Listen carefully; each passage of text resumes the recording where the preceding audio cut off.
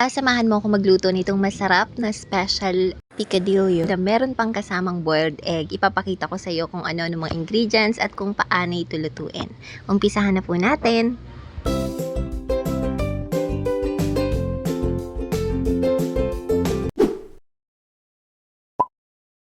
Fast forward na agad tayo sa isutay na natin yung sibuyas at bawang sa mainit na kawali. And syempre, ilalagay na rin natin or isosotay na rin natin itong ating 1 kilong pork giniling. Hindi lang siya basta pork, kundi pork giniling po. Tapos yan, imekos-mekos lang natin yan. And syempre, maglalagay tayo ng ingredient dyan. Una nating ilalagay ay itong black pepper. Din po tayo dito ng sugar. Pagkatapos ay tinakpan po natin ito saglit para maluto syempre yung pork. Tapos kapag luto na siya, as you can see, maglalagay lang tayo ng kaunting dami lamang ng tubig. Pampalambot na rin dito sa ating pork.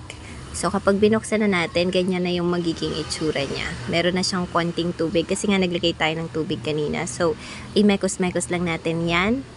Naman ay ilalagay na natin ang ating gulay. Ito ay ang carrots.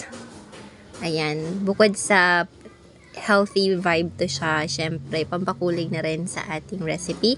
Ilalagay din po natin itong ating patatas. Ganyan po yung proper na hiwa ng ating patatas. Wala, yan ay itsura niya after natin mamekos-mekos yung mga patatas at yung carrots. So, maglalagay lang tayo nitong ating Filipino style na tomato sauce. Syempre, kailangan natin ng pampakulay dito sa ating recipe.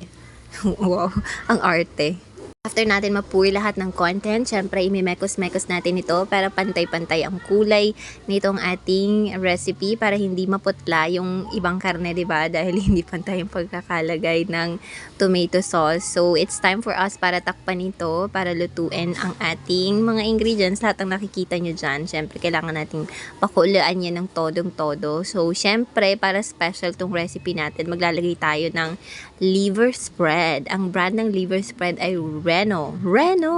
I'm not sure if I'm pronouncing it right, pero yan, nagpapalapot din kasi yan sa ating picadillo. So kung gusto nyo ng special na picadillo, make sure na maglagay tayo ng Reno. O, diba? Saan ka dyan? Yan, tapos haluin lang natin ng maigi. Ayan, parang looking at it, parang natatakam na nga ako eh. So, ayun, after that, tatakpan lang natin ulit ito, diba? Yan, pagkatakip bukas agad. Sure.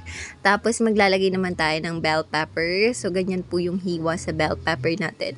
Mukha siyang kamatis ha, pero bell pepper talaga yarn. Wala namang kamatis ang ating ano, 'di ba? Ang ating picadillo. Imekos-mekos lang natin. As you can see, colorful na siya. So achieve na talaga natin yung itsura ng isang picadillo.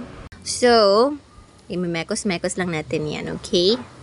Pero pwede nating i-taste test ha. Kasi mamaya, hindi pa pala pasado yung lasa para naman ma-adjust natin.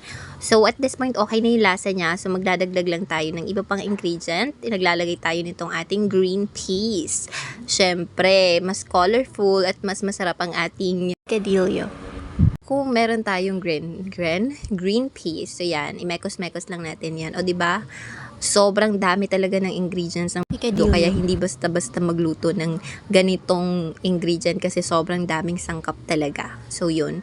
Mekos-mekos lang po natin siya.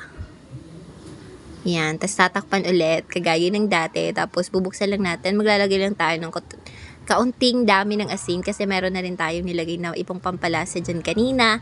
Hindi lang na videohan pero naglagay din po tayo dyan ng patis. And yan, it's time for us to put yung boiled egg. Siyempre, yung egg na to ay ipo-boil natin siya separately, no? Hindi yung ilalagay natin dyan ng hilaw. Charot. Yan, luto na din talaga yan siya. Tapos, syempre, tinanggalan na rin natin ng balat para kakainin mo na lang after that. So, usually nakikita ko to sa karinderya. Kaya special talaga kapag ka lutong bahay. Tapos, meron kayo nito sa bahay nyo, diba? May boiled egg. Nag-aagawan tayo sa boiled egg pag mga ganyan. Kasi konti lang yung boiled egg. Halimbawa, 6 kami dito sa bahay. Tapos, 5 lang yung boiled egg. Patay tayo. May isang walang boiled egg. Charot. Pero syempre, even yan, dapat lahat meron. So, 6 po yan siya. Okay? Voila! Narito na po ang ating final recipe. Sobrang sarap naman talaga. Sana magustuhan nyo po. Happy eating. Until next time. Bye!